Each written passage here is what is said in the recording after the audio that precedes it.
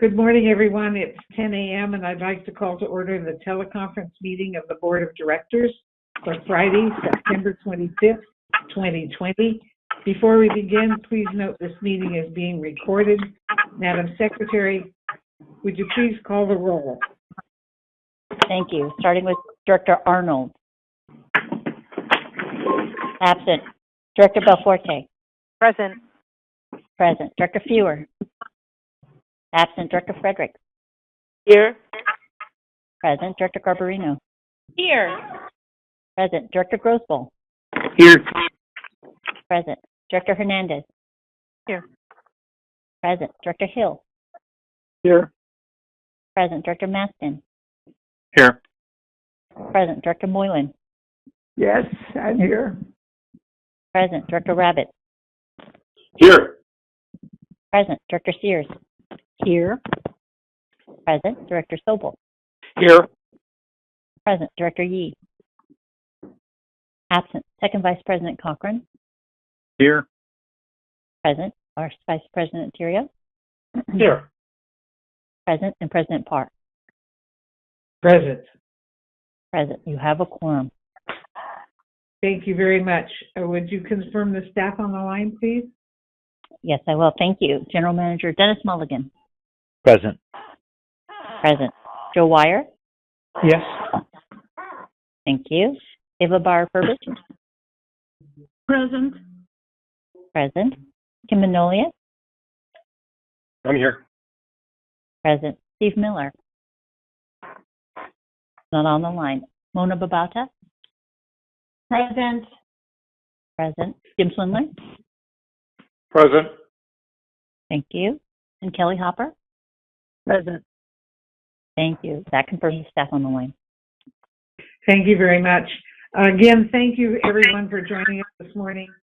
We appreciate your patience as we continue to conduct our business in this manner. I do hear a squeaky chair someplace. If you would all please double check your mute button. I know it's a little counterintuitive sometimes to be listening and not being able to talk. But I'll be asking any board members if they have any comments or questions on the item. If there are questions, the secretary will call on you accordingly. And if you forget to unmute, she'll ask you to do that. After the discussion, we'll begin taking the appropriate roll call vote. Again, reminder that you need to make sure your mute buttons are pushed. Each page of the meeting packet is numbered on the bottom right-hand corner for ease of following along. Director Arnold is not here. Director Belforte, could you lead us in the Pledge of Allegiance, please? Yes, absolutely. Thank you very much, President Parr. Please join with me. I pledge allegiance To the flag of the United States of America and to the republic which it stands, one nation under God, indivisible, with justice for all. Thank you. Thank you very much. Madam Secretary, would you please continue to the next item on the agenda? Thank you. The next item is item number 4 of public comment, and Justine Bach is assisting us today to moderate that public comment line. And I believe we have 12 speakers on the line so far. Justine, I'm going to turn it over to you. Good morning. Thank you. Our first speaker this morning is Manuel Gambella. Mr. Gambella. Good morning, Mr. Gambella. Hello. Good morning, everybody. I hope everybody's well. This month, 7 years ago, my son went there to the Golden Gate Bridge and jumped off and, of course, died. My wife and I have been going to that bridge to do a remembrance of him. And this year was a good year. We noticed all the construction going on there. And that just brings a little light to the subject. And with that, I'd just like to thank everybody again for the hard work that's going on. And like I said, I hope everybody's well. Thank you, Mr. Gamboa. Thank you. You're welcome.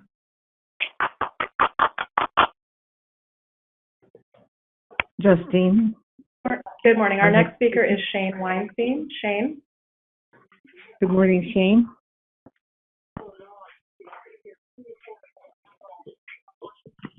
Go ahead, Shane. Good morning. Good morning, Board. My name is Shane Weinstein, president of ATU 1575 and representing 250 bus operators that are holding on for their lives right now. You probably hear many perspectives from others that follow me, but I want to draw your attention to $20 million in 5307 grant funding that can be used for these layoffs in particular. I strongly protest the district's priorities for the 5307 grant funding. Is it truly the intention of the district to lay off 120 hardworking transit professionals and deny them literally life-saving health coverage so a few projects can be completed at any time after we hopefully overcome the deadly coronavirus and when that's finished during this unprecedented health crisis? Really? Money that could legally and humanely be used to save jobs, protect families, and provide badly needed health coverage to frontline workers who run the risk of exposure to this deadly virus is instead going to be earmarked for paving a parking lot? Money that is available to help men and women who make the district go is instead going for replacement of heating and air conditioning for roof improvement at the district administrative building. Does the district think that do they think this little of men and women who work for it? Are their lives and their families so unimportant that the district is willing to sacrifice them so they can meet CARB zero emission goal that can easily be attained if and when we overcome the coronavirus? Aren't 120 solid middle-class jobs with their benefits extremely important to the district? Don't people, working men and women and their families, mean more to you than the projects that can be worked on and completed at any time, not during a global health crisis? Does the district have no sense of priorities and compassion? The FTA clearly states that 5307 grants can be used directly for operating expenses and, more importantly, be used to pay for administrative leave for employees who have been furloughed due to service reduction or quarantine because of possible exposure to infected people. Common decency dictates that people come before projects. Common sense dictates that the district use its funding to help its employees during this critical period, not make repairs and upgrades that, while they may be laudable, certainly are not more important than human life and health. People before paving. Thank you. Thank you, Shane. Our next speaker is Marina Sachetano. Marina? Good morning, President Parr and directors. On behalf of the IBU and our members from the Labor Coalition, I want to thank you for your support during your last meeting on your first item. Very difficult for you, we understand that, but we do appreciate the support you gave us. Immediately following that meeting, we received the WARN Act notices. While I understand it's not intended to be a layoff, but only a notice of possible intent to lay off, it has a similar effect of a layoff notice on our members. All of them know there's a layoff possibly coming, and every day they go to work, that's what they're talking about, what's going to happen to their family. When I looked at the affected positions district-wide document that the district sent in our response to our request, what I note is what we're talking about laying off is equivalent to $1.8 million per month. That's an achievable amount of money to find somewhere. And I like Jane's comments about the 5307. I agree with him. There are projects that are not essential that we would ask that get delayed. We understand the implication of that, but we think that we would ask you to look after the welfare of your employees first, their families, and the communities. Our amazing Speaker Pelosi is seeking another CARES Act. That's a report we got yesterday from Washington, D.C. So I think, again, we would ask to hold off on any layoffs till the first of the year. Let us get through these holidays without having to worry about losing health care and the effects on our families and communities. Thank you. Thank you very much, Marina. Our next speaker is John Holden. Mr. Holden? Yeah. Go ahead, John. Okay. I got some feedback there. Good morning, President Parr, Board of Directors, and General Manager Mulligan. My name is John Holden. I'm an employee of the bus division. I would first like to quickly draw your attention to General Manager Mulligan's report, item 6A, SF Ferry Terminal and MS San Francisco, description of items. I would like to point out the possible oversight of not including the significant increased ferry cost associated with this item because it was they had to lease the ferry because of this situation. I'd like to move on to layoffs and service cuts. I would like to employ the San Francisco directors and specifically the Board of Supervisors, Yee and Fewer, who are actually absent today, to talk to their colleagues about joining the board. SF is 2 members short. I talked to Supervisor Peskin yesterday, and he said he's too busy to serve. So I hope they can convince some of their other board members to step up. As a native San Franciscan and born and raised in San Francisco at Green and Montgomery, I saw firsthand all the parking lots down along the Embarcadero as a kid before Golden Gate Transit started to run service. So SF is at risk for a Carmageddon. See Article June 27, 2020 about transit and the possible slow economic recovery based on service and transit cuts. Of the 17 active board members, 13 members expire January 1st, 2021. And that includes 2 short members from SF. So I would say, any vote on layoffs should be postponed until after new director terms in January. SF San Francisco does not want the tail wagging the dog, so to speak, with a few directors speaking for their interests only. In closing, I would like to congratulate the district on 50 years of ferry service. I rode the Sausalito ferry many times in the 70s. And I tell you, the cocktail bar was a sight to see at 5:30 in those days. And in closing, also a big shout out to Richard Hibbs, Director of Bus Operations. His last day will be 9:30. I have worked with many ops managers over the years, and you're losing one of the best here. He is a tough but fair manager and a good communicator. He will be sorely missed. No organization wants an ops person who is petty, vindictive, and does not communicate well. And so Mr. Hibbs, will be sorely missed at the bus division. I hope you all have a good weekend, and thank you so much. Thank you, Mr. Holder.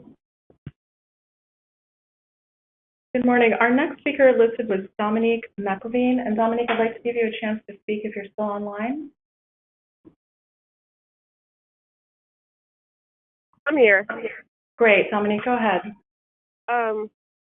I'm new here. I'm a recent graduate. I graduated June 5th from the bus division class. And I don't know much about the numbers and all what's going on. Of course, I've heard about the layoffs. And I just want to say a big shout out to all my bus operators. It doesn't matter if they're on page 1 or 2. Nobody wants to see anybody get laid off. So I just want to get a big shout out to you guys. And I appreciate all your help. Thank you, Monique. Dominic, I'm sorry. Our next speaker is David Herrera. Mr. Herrera? Yes, can you hear me? Yes, we can. Hello, can you hear me? Okay. Hello, and good morning, Madam President and members of the board. First, let me introduce myself. My name is David Herrera, and I wear a lot of hats nowadays. I am the Secretary-Treasurer for Amalgamated Transit Union Local 1575. I'm a pension trustee for the Golden Gate Transit Amalgamated Retirement Plan, and I am a proud 19-and-a-half-year veteran bus operator for the district. I am compelled to address the board today with my personal concerns on what is leading to be a catastrophic event that will and is having a lasting effect on the rank and file employee for some time to come. I unfortunately was in the same position as these 260 employees are back in 2003 when layoffs were proposed and ultimately executed. I can remember just wondering how my family was going to survive and thinking what I could do to save my job. Fortunately, I was blessed to not be impacted by these layoffs, but the helpless feeling still lasts firmly on my mind. So I find myself here today before you, echoing all the concerns you have been hearing from multiple speakers these past weeks. I need you, the board, to understand that I have been doing my part to help the district in these troubled financial times. I've had my income reduced by $1,500 a month without a thank you, without a round of applause, in the middle of a pandemic. We need to be using every tool in the box, not just applying our best guess on financial situations. This is not a labor versus management scenario. The same out-of-the-box thinking that was applied in the CalPERS medical proposal and transition that the ATU brought forward that is going to save the district millions for years is what is required here.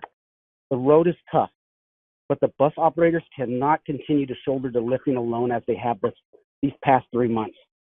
An attack on their daily living income and now the possibility of losing their livelihood altogether does not sit right with me, and nor should it with you.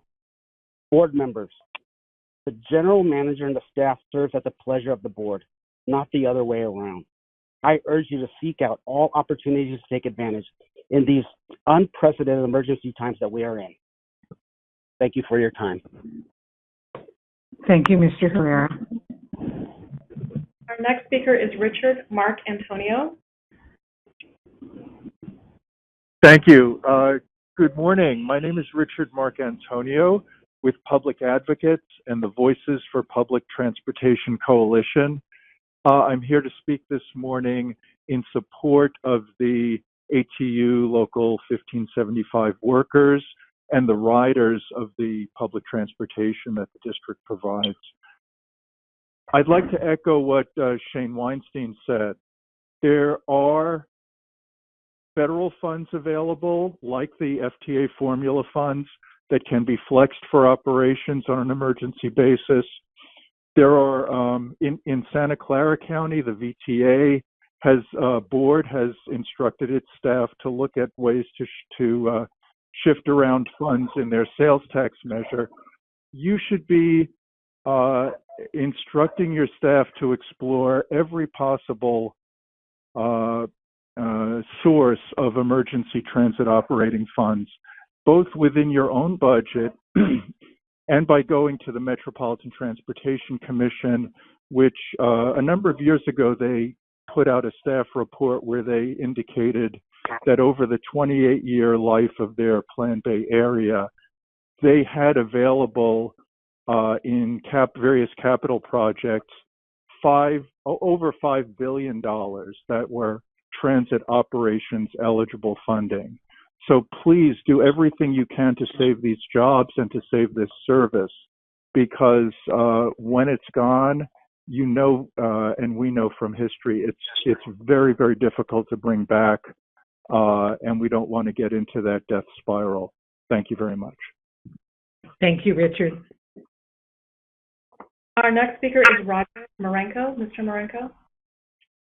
Thank you. My name is Roger Marenko, President, TWU Local 250A, which represents the Muni bus operators here in the City and County of San Francisco. I want to express my full support for Shane Weinstein, ATU Local 1575, and the Golden Gate Transit operators, its workers, its frontline employees, etc. You know, the word premature, when I think of the word premature, I think of premature births, which is bad and dangerous. I think of premature cost savings plans, which is bad and dangerous. And I also think of premature talks in terms of layoffs, which I also consider to be bad and dangerous.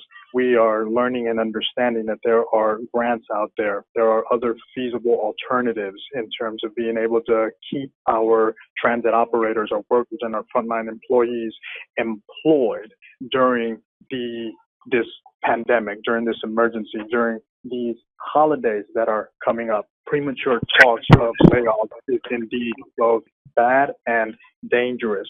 So I am here to express our full support of TWU Local 250A in terms of supporting our brothers and sisters at ATU Local 1575 Golden Gate Transit. There are other methods. There are other possible feasible alternatives and solutions in terms of making sure that our brothers and sisters, our co-workers, our frontline employees, men and women that are putting their life, their health, their safety, their families on the line, ensuring that nobody gets laid off this year during the emergency, during this pandemic, during the holidays that are coming up. We have an election, a general election that's coming up in just a couple of weeks with many propositions on the ballot.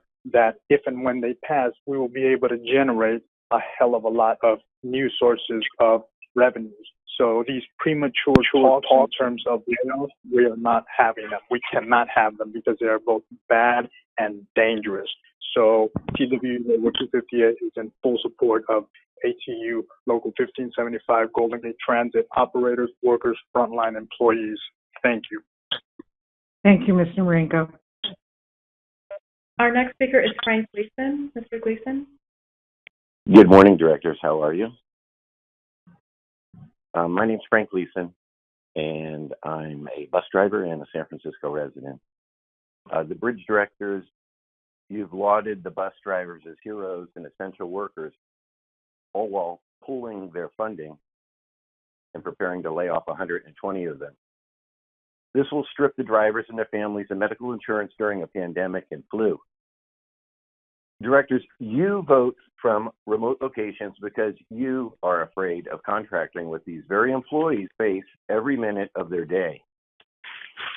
Layoffs voted on by fuzzy accounting and cutting off medical to your employees without a serious look at the budget should be avoided. For instance, laid off workers' medical coverage could be covered simply by a true count of the employees budgeted for. You have a savings of millions of dollars because you greatly exaggerate the number of bus drivers your budget sets aside funds to cover. In the recently approved budget, the number of bus drivers positions is listed at 280. However, there's only 254 bus drivers. That's 26 less. That's a savings of $2.6 million in a year. And last month, there's only 213 bus drivers that are getting paid from the budget of the bus division, and that's a savings of $500,000 a month. So there's money to be found. The savings it should be accurately accounted for before the bus drivers are laid off. The CARES Act $51 million given to the district transportation is not in the 2020 fiscal budget. The $51 million CARES Act transportation money is only to be used for transportation workers and passenger support. This $51 million was placed in the 2019 fiscal year budget. Placing the emergency money for COVID relief in last year's budget did a strange thing. It created a 59% increase in revenue for the bus division. By placing the money in this way, the district did not have to contribute the usual $50 million or so dollars the bus gets from the bridge toll subsidies.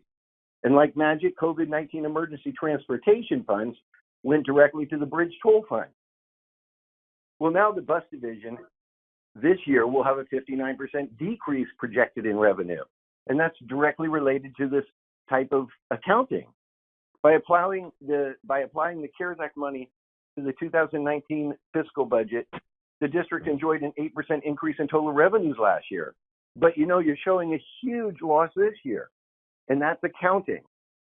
These drivers are going to be getting laid off. They're facing laid off, and we're playing a little bit with the money.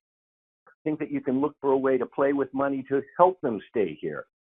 The board of directors recently approved an additional $25 million increase in related Mr. Gleason, could you please wrap up your comments? I'm going to wrap up. Please wrap up your comments. I'm going to wrap up. That additional $25 million, it adds more money to a project that is 300% over budget. And this is the point. Last week, this is what you guys said in the newspaper. Our board deemed keeping those reserves in place and allowing Thank you, Mr. Gleason. Please continue. Critical infrastructure projects that will save lives was your top priority. I think the Thank you, Mr. Gleason. Thank you. Bye-bye. Our next speaker is Jordan Crawford. Jordan? Hi, good morning. My name is Jordan Crawford. I have been a bus operator for Golden Gate Transit for 3 years. And oh man, what an adjustment it's been from driving school buses. From the long hours to the unpredictable passengers and fast-paced environment, it can be very challenging at times, but I've loved every minute of it. I recently had a baby. His name is Cody, and he is 6 months old now. I also have a 5-year-old, Dustin, and a 9-year-old, and her name is Bella. So to say the least, I'm a little busy between sheltering in place, distant learning, and my unpredictable work schedule. I'm always going. I was out on maternity leave when all of this COVID stuff hit. My kids were sent home from school and expected to jump into online learning. My husband was laid off from his job, and I was terrified to leave the house because I had an infant at home I didn't want to get sick. But the one thing I never worried about was if my job would be there when I returned to work, since we were considered essential workers. I never thought I would have to beg to keep my job as soon as I came back. With 3 kids at home, it's hard to imagine I could be unemployed right before Christmas. How heartbreaking is that? Instead of creating this magical environment for my son's first Christmas and my older 2, who are old enough to remember these experiences, we could potentially be struggling to even pay our bills. No Christmas decorations, no presents, no trips to the snow. This is a very real reality we could be faced with. But the thing that terrifies me more than any of that is losing my medical benefits for my entire family in the middle of a pandemic and flu season. So I'm asking, please, for me and so many of my coworkers in similar situations, if layoffs are what need to happen, please at least postpone them until January 2021. Dalai Lama said, "It is not enough to be compassionate, you must act." Thank you. Thank you, Ms. Crawford. Our next speaker is Mark Jane. Mr. Jane? Hello. Good morning, President Parr, General Manager Dennis, and the rest of the my colleagues on the board, as well as my colleagues, other colleagues throughout the coalition and supporting members. My name is Mark Jane. I am a business representative for the Machinists Union, Local 1414. I represent mechanics at Ferry, Bridge, and Bus. Now, my simple ask is this, that I hope that you will seriously consider holding in abeyance any impending layoff notification until we have a clearer picture of what's happening in Washington, and preferably that we get beyond the holidays. I don't need to tell you the impact it has on families. You've just heard one of the more drastic circumstances. But what I'm reminded of is I worked for the Golden Gate Bridge District for 21 years, and I'm very proud of that. I'm proud of the job that I had. I'm proud of the people that I worked with. I'm proud of what I've been able to accomplish, not only professionally, but personally as well. But I'm reminded of something that happened back in the early 90s, possibly late 80s, with a senator at the time had set forth a motion, or he wanted to introduce legislation to lay off some of the board positions here at Golden Gate. Felt that there were too many, and some of them he didn't really feel there was a need to have them on there. And the point I want to make here is that nobody listening, I mean, everybody listening on the phone right now and involved in this conversation, nobody wants to lose anything, okay? But back then, there was a push to eliminate board of directors from this board, this very board.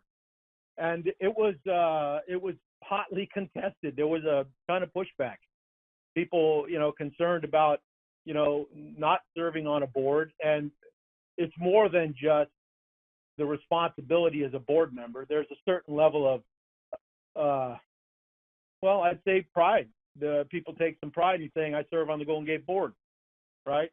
And so I just want you to know that this can be a full circle kind of thing, whereby people who are subject to losing their jobs, their livelihood, the timing is terrible, okay? Okay, anyway, I think you understand my point.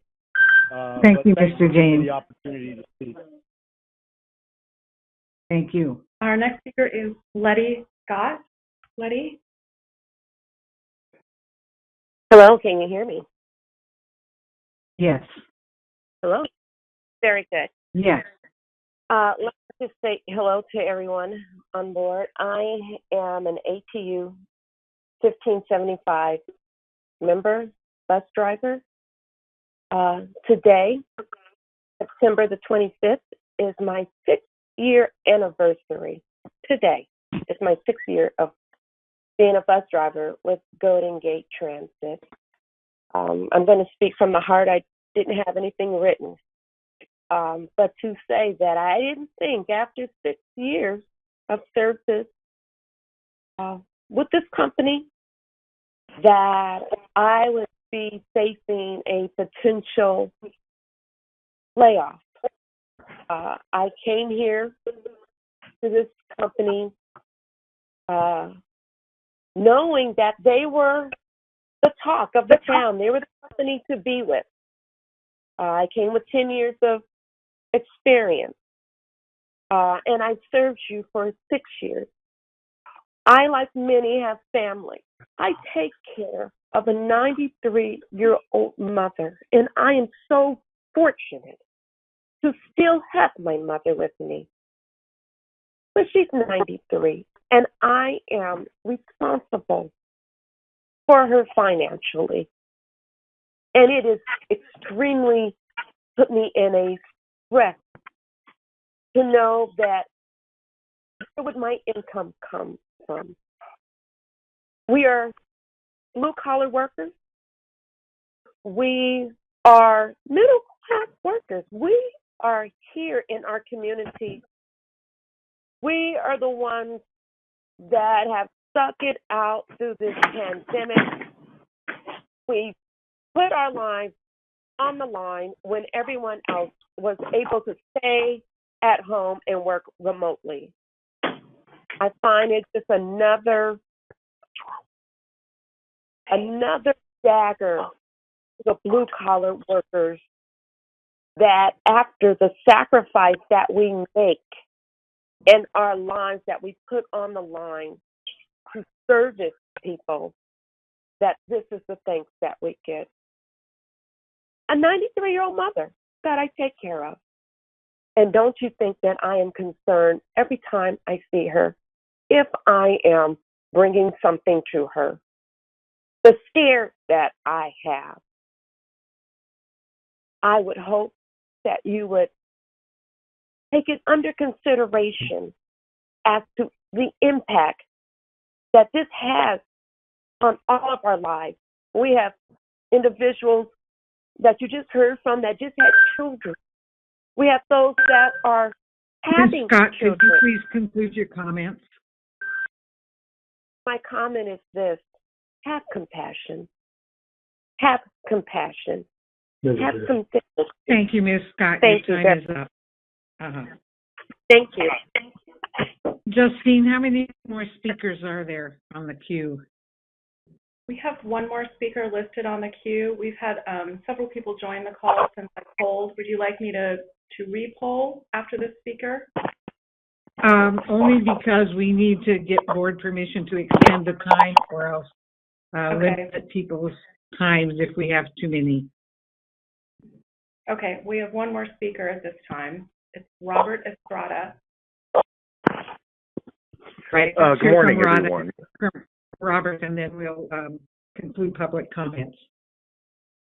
Okay, thank you. Good morning, Robert. Go ahead. Okay, good morning, everyone. Thank you for taking my call. My name is Robert Estrada, and I am the Regional Director of the Boatmans Union. I would reiterate and reinforce the comments of Shane Weinstein and Marina Secretano before me. We certainly should prioritize the district's working people and families over the paving of a parking lot, as was made as an example. I would also add the renovation of our Sausalito terminal as an additional example of something we all want to see completed, but that we simply must triage down the list of priorities in such a time of pandemic. Since the warn notices went out, you should know that stress and fear have shot up dramatically among your employees. We saw this coming. We thought it was unnecessary, and we tried to stop that.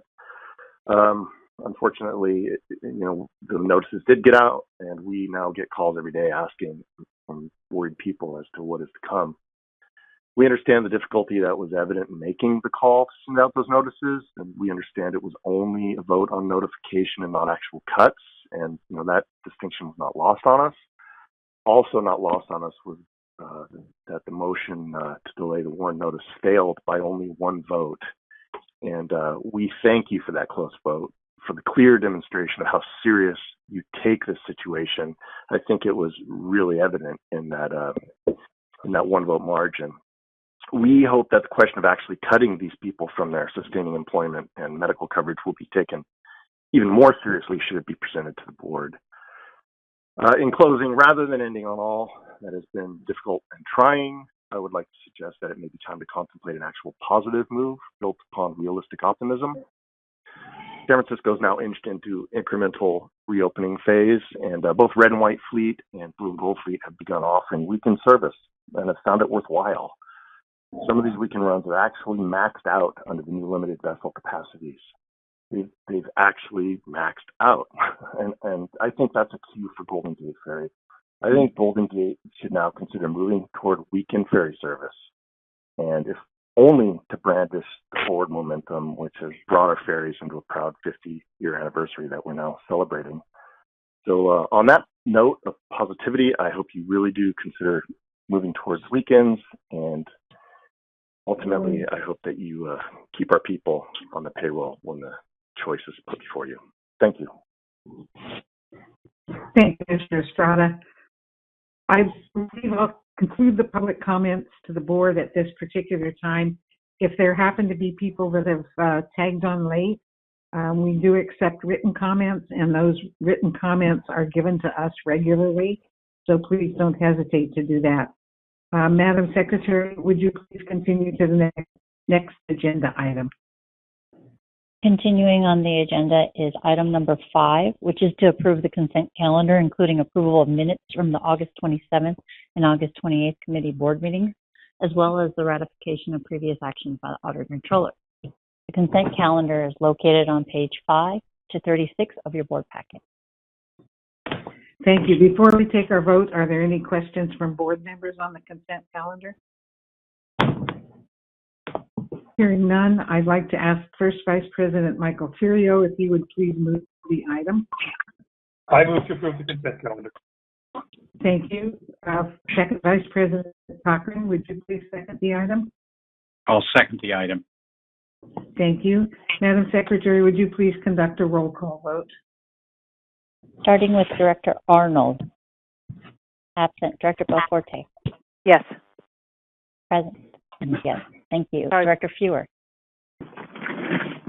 Absent. Director Frederick. Yes. Yes. Director Garbarino. Director Garbarino. Absent. Director Grosboll. Yes. Yes. Director Hernandez. Aye. Aye. Director Hill. Yes. Yes. Director Maston. Yes. Yes. Director Moylan. Yes. Yes. Director Rabbit. Aye. Aye. Director Sears. Yes. Yes. Director Sobel. Aye. Aye. Director Yee. Absent. Second Vice President Cochran. Yes. Yes. First Vice President Tirio. Yes. Yes. And President Parr. Yes. Thank you. And the motion passes with 13 ayes. Thank you very much. Would you please introduce the next item? The next item is item number 6A, which is report of the General Manager. Staff report can be found on page 37, and Dennis is on the line to present his report. Dennis, go ahead. Thank you, Madam Secretary, President Parr, members of the board, members of the public. My written report is before you. I would like to take a moment and to go through the recognitions. The first one in particular is very near and dear to me. My administrative assistant, Sonia Pedler, retired on September 1st, 2020 after 30 years of service with the district. She joined the district August 22nd, 1990, and she moved up through the organization and ended her career in the general manager's office. She previously had been selected as the Employee of the Month in June of 1992. She's a California native, grew up in Petaluma, and she lives in the North Bay, and she's looking forward to spending more time with her family and close friends. And we wish her all the best in a happy retirement. We had a couple other retirements. We had a bus operator, Edwin Amaranto, who retired after 21 years and 5 months of service with the district. He originally joined us on April 5th, 1991, and we wish him a long and happy retirement. Then we have an employee from the engineering department who retired, Mr. Jorge Lee. He's got a great life story for those that have had the opportunity to meet him. He celebrated 20 years of service with the district and retired today. This is his last day, September 25th, 2020. He joined us as a bridge engineering technician. He is originally from Peru, so he is an immigrant who came to the United States without speaking any English, received his education, and became a very successful engineer before joining the engineering department here at the Bridge District. And so we wish him a very happy retirement. He's a huge fan of the bridge long before even coming to work for us. Then we have some service awards. We have a 20-year service award for James Cantrell. He's the chief mechanic for the bus swing shift at our bus division in San Rafael. He joined us as a full-time bus mechanic on September 14th, 2000. He was promoted to chief bus mechanic on June 1st, 2015. And he was in the Marine Corps and was a bus mechanic for Gray Line Tours and Samtrans before joining the Bridge District. Then finally, for the Employees of the Month, it's a team, and it's from our procurement department who have been stellar employees during this pandemic and keeping us all in supplied with PPE and all the other things that we need to safely provide service in the corridor. So Kimberly Bernard, Lindy Tang, and KJ Quick are collectively the Employee of the Month. It's been challenging times to get PPE. There's a lot of shady characters that appeared overnight offering to sell materials. They've navigated all that and ensured that all of our staff has been safe and all of our passengers safe while we continue to provide continuity of operations to provide bridge, bus, and ferry service throughout the pandemic. That concludes my report, and I'm available to answer any questions that you might have. Thank you, Mr. Mulligan. As I sit and listen to you give your report, I think one of the pieces that the board misses the most is being able to look the employees in the eye and thank them for their service and wish them well on their retirement. So please make sure that our best wishes are given to all of the people in your report this month. Are there any questions related to the general manager's report? No, Barbara, this is Patty. I would just like to echo that we do miss the ability to be able to thank them personally. And thank you for your report, Dennis. I, too, have been scammed. A large order of masks, thousands of them, the funds went to Romania, and that didn't work out all that well. And I'm sorry I missed the vote on the consent. I was making a convenient stop. So I do vote yes on the consent calendar for the record. Thank you. Sorry. Thank you very much. Are there other comments? Madam President, Director Terrio? Director Terrio, yes. Let me second the thanks, first of all, to the procurement team. I recognize the real challenges they faced.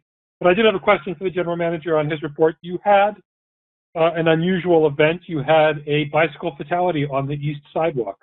What happened there?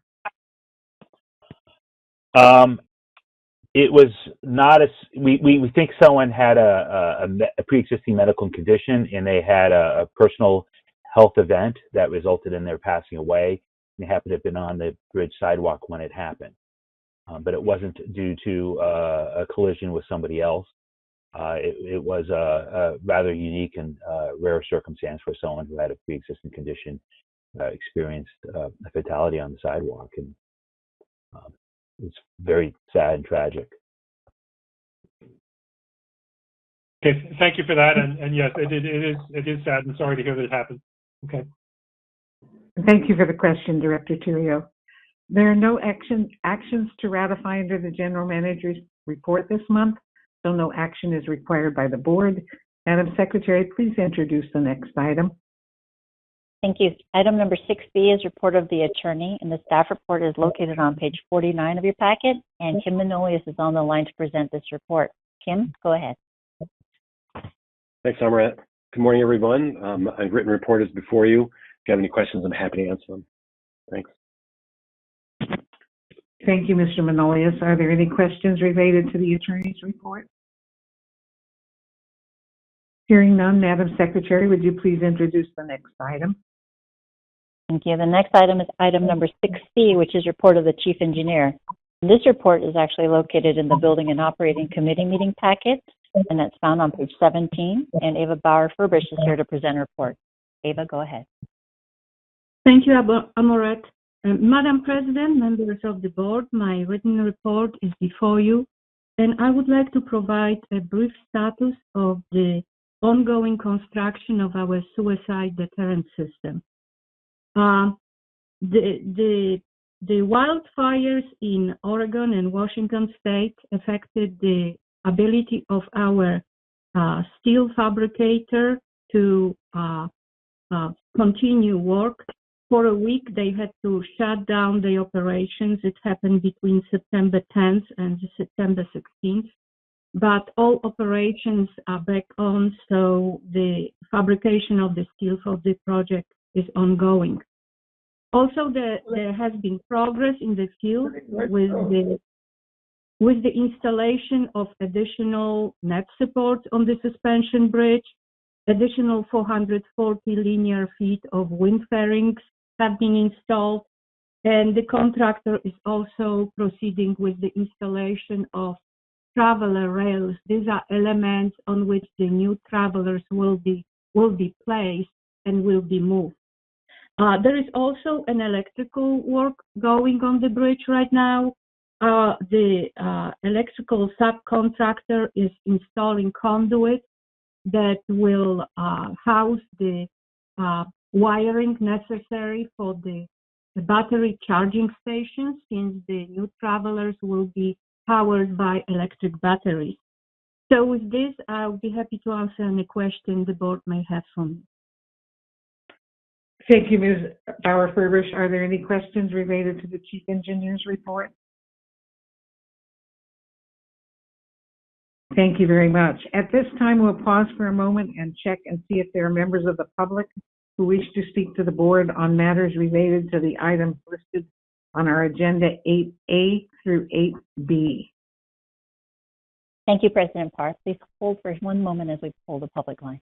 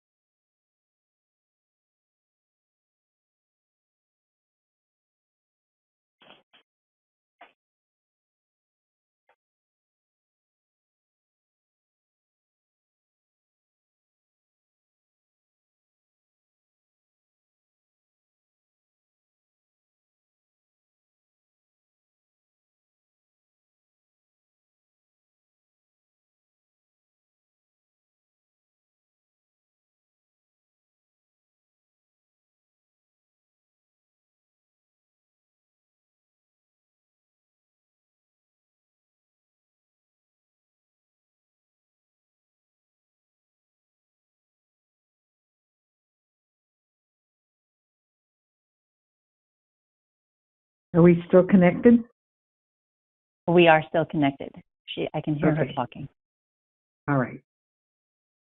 This is only for the reports from the committees.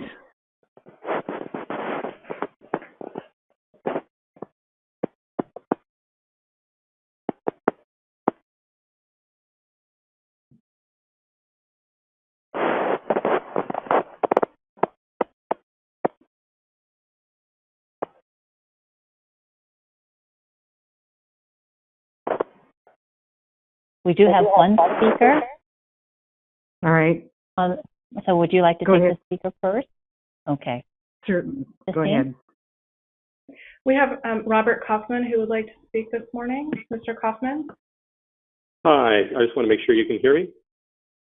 Yes, and this is public comment on the two committee reports, correct? Yes, I wanted to speak. You're speaking as of the suicide barrier. And first off, I just want to make sure some of my comments aren't actually misconstrued and misunderstood. I applaud you guys for putting up the suicide barrier. I believe it is absolutely needed.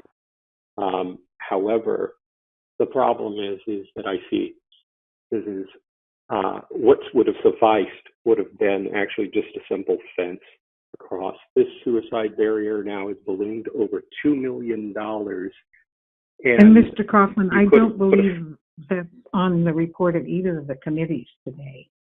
Well, she's speaking to as I've added costs, delays, etc. And my point is the suicide barrier that you're spending $2 million, $200 million. You could have gone ahead and put up a fence. It would have stopped people, but it would have diminished to the aesthetics of the bridge. And I believe that's why this giant, crazy $200 million project moved forward.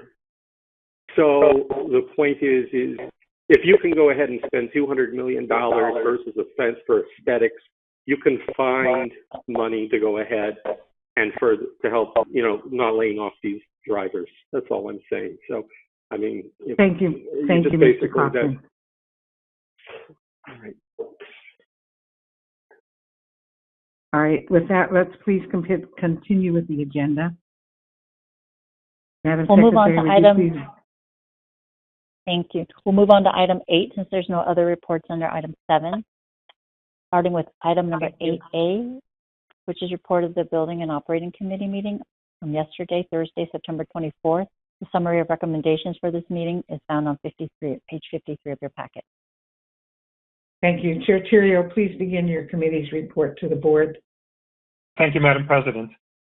Building and Operating Committee met yesterday and recommends that the board authorize agenda item number 8A1 to approve award of contract number 2020-F035, Corte Madera 4-acre tidal marsh restoration project to Hanford Applied Restoration and Conservation of Petaluma, California, in the amount of $988,142, and to establish a 15% construction contingency in the amount of $148,221, as detailed in the staff report, and I so move. Thank you. I have a motion on this item. Director Maston, could you please second the item? So seconded. Thank you. Before we take our vote, are there any board members who have a question on this item? Hearing none, Madam Secretary, would you please conduct a roll call vote? Starting with Director Arnold. Absent. Director Belforte. Yes. Yes. Director Fewer. Absent. Director Frederick. Yes. Yes. Director Garbarino. Yes. Yes. Director Grosball. Yes. Yes. Director Hernandez. Aye. Aye. Director Hill. Yes. Hill, yes. Director Maston. Yes. Yes. Director Moylan. Yes. Yes. Director Rabbit. Aye. Aye. Director Sears. Yes. Yes. Director Sobel. Aye. Aye. Director Yee. Absent. Second Vice President Cochran. Yes. Yes. First Vice President Terrio. Yes. Yes. And President Parr. Yes. Thank you. The motion passes unanimously. Thank you. Chair Terrio, please continue. Thank you, President Parr. The committee recommends that the board authorize agenda item number 8A2 to authorize execution of the Fourth Amendment to Professional Services Agreement number 2014 FT13, Wetland Restoration Design and Permitting Support Services Project with WRA Incorporated of San Rafael, California, in an amount not to exceed $550,000 for engineering support services and post-construction monitoring, and to establish a 15% contingency fund in the amount of $82,500, as detailed in the staff report. And I so move. Thank you. I have a motion on the item. Director Fredericks, would you please second the item? I second the item. Thank you. Before we take our vote, are there any board members who have a question on this item? Hearing none, Madam Secretary, would you please conduct a roll call vote? Thank you. Director Arnold has joined us, so welcome, Director Arnold. I'll start with you. Director Arnold. Yeah. Yes. Thank you. Aye. Director Belforte. Aye. Aye. Director Fewer. Absent Director Frederick. Yes. Yes. Director Garbarino. Yes. Yes. Director Grosboll. Yes. Yes. Director Hernandez. Aye. Aye. Director Hill. Yes. Yes. Director Maston. Yes. Yes. Director Moylan. Yes. Yes. Director Rabbit. Aye. Aye. Director Sears. Yes. Yes. Director Sobel. Aye. Aye. Director Yee. Absent Second Vice President Cochran. Yes. Yes. First Vice President Terrio. Yes. Yes. And President Parr. Yes. Yes. Thank you. The motion passes unanimously. Thank you. Chair Terrio, would you please continue with your report? Yes, President Parr. The committee recommends that the board authorize agenda item number 8A3 to authorize execution of the Fourth Amendment to Professional Services Agreement number 2015 BT02, Nevada Bus Facility Underground Storage Tank Site Cleanup and Closure Design Services with Brunsing Associates Incorporated of Santa Rosa, California, in an amount not to exceed $112,500 for engineering support services and post-construction monitoring, and establish a 15% contingency fund in the amount of $16,875 as detailed in the staff report, and I so move. Thank you. I have a motion on the item. Director Garbarino, would you please second the item? Second. Thank you. Before we take our vote, are there any board members who have a question on this item? Hearing none, Madam Secretary, would you please conduct a roll call vote? Thank you. Starting with Director Arnold. Aye. Aye. Director Belforte. Aye. Aye. Director Fewer. Absent Director Frederick. Yes. Yes. Director Garbarino. Yes. Yes. Director Grosboll. Yes. Yes. Director Hernandez. Aye. Aye. Director Hill. Yes. Yes. Director Maston. Yes. Yes. Director Moylan. Yes. Yes. Director Rabbit. Aye. Aye. Director Sears. Yes. Yes. Director Sobel. Aye. Aye. Director Yee. Absent Second Vice President Cochran. Yes. Yes. First Vice President Terrio. Yes. Yes. And President Parr. Yes. Yes. Thank you. Motion passes unanimously. Thank you. Chair Terrio, do you have anything further to report? Madam President, it's Director Sobel's turn in the hot seat. Okay. Yeah. With that, Chair Sobel will let Secretary Wong introduce you, and then you can please begin your committee's report. Item number 8B is the report of the Finance Auditing Committee meeting of yesterday, also September 24th. Summary recommendations can be found on page 55, and Chair Sobel, you're up. All righty, thank you. We have one item to bring forward for the board. The Finance Auditing Committee met yesterday and is recommending authorization of board agenda item number 8B1 to authorize the general manager to execute amendment number 2 of the amended and restated Clipper Memorandum of Understanding as detailed in the staff report, and I so move. Thank you. I have a motion on that item. Director Grosboll, would you please second that item? Second. Thank you. And before we take our vote, are there any board members who have a question on this item? Hearing none, Madam Secretary, would you please conduct a roll call vote? Thank you. Starting with Director Arnold. Aye. Aye. Director Belforte. Aye. Aye. Director Fewer. Absent Director Frederick. Yes. Yes. Director Garbarino. Yes. Yes. Director Grosboll. Yes. Yes. Director Hernandez. Aye.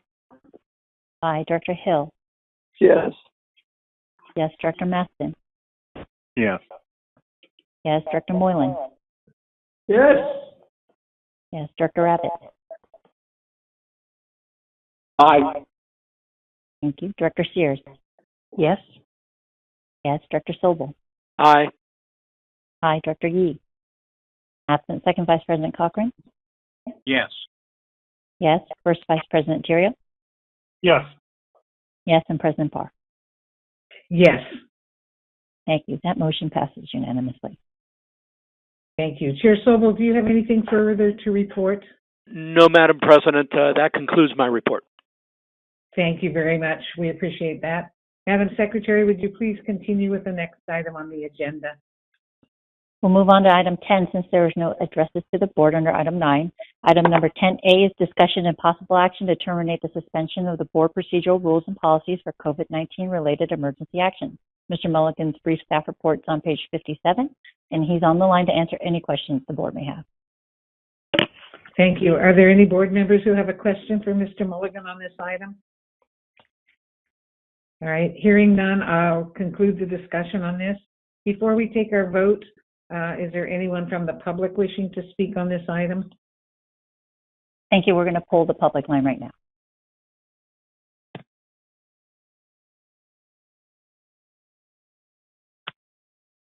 In the meantime, Madam President, I think you may need a motion, and that is to continue this item to the next, to special order of business at the next meeting of the board. I believe we do, and this is probably your item. Would you like to do that? I think I just did. Okay, thank you. Do I have a second to continue it? I'll second that motion. Thank you. That's Director Cochran. Yes. My script has that at the end of this next statement, but that's okay. We'll do it now. Oh, sorry. No problem. That's what happens when you have a script. We do have one speaker today, so I'm going to introduce Shane Weinstein back into our public comment room. So in a second, Shane, please begin.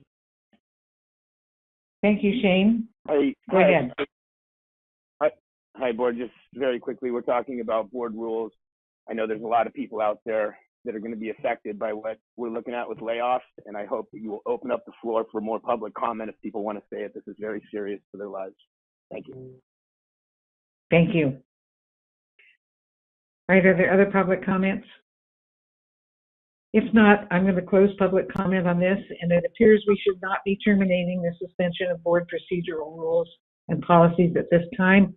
I do have a motion and a second. Let's see if we can have all in favor of this motion say aye. I'll wait for a second while you... Aye. Aye. Aye. Anyone opposed? All right, thank you. We have no unfinished business or new business. Item number 13 is communications. And if you would like a copy of the actual communications, please contact the district secretary's office. We've reached the end of the agenda, and there are no further items to be presented to the board. Thank you again to everyone who joined us for today's meeting. May I have a motion to adjourn? So moved. Second. May I have a second? All right, Second. all in favor say aye. Aye. Anyone opposed? Aye. All right. We're adjourning today's meeting appropriately in honor of Supreme Court Justice Ruth Bader Ginsburg. Please join me in a moment of silence as she lies in state.